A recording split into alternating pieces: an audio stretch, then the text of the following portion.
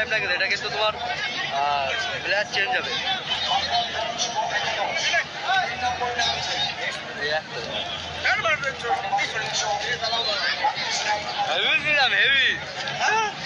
আমি দিচ্ছি নিজে থেকে এক খাবলা নিয়ে বলছে এবার নিয়ে যাতে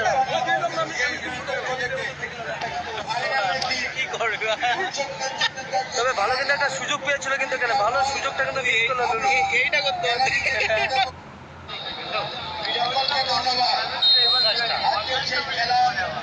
শেষ দামে কেউ যাবেন না, এই খেলার শেষে চলে যাওয়ার প্রবণতা এটা খুব খারাপ।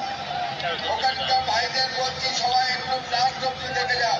খেলার শেষে পুরস্কার আছে, খেলার শেষে পুরস্কার আছে, পুরস্কারে তো তারা বসে থাকবে, তারা তো যাবে না কোথাও। এরপর থেকে খেলার শেষে তবেই দর্শকরা থাকবে।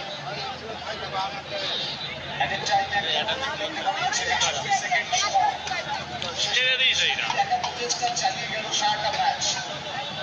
ছেড়ে দিয়েছে না এই ওপরের দিকে গিয়ে দাঁড়াতে হবে।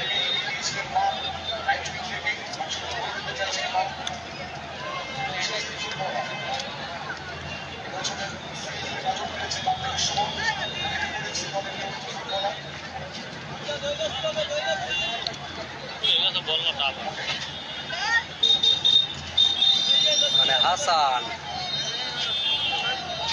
বলতে না বলতে কিন্তু নির্ধারিত সময় কিন্তু শেষ হলো এবং 2-0 স্কোর লাইনে বাগদা বিধানসভা একাদশ তারা কিন্তু জয়লাভ করে সেমিফাইনালে প্রবেশ করলো।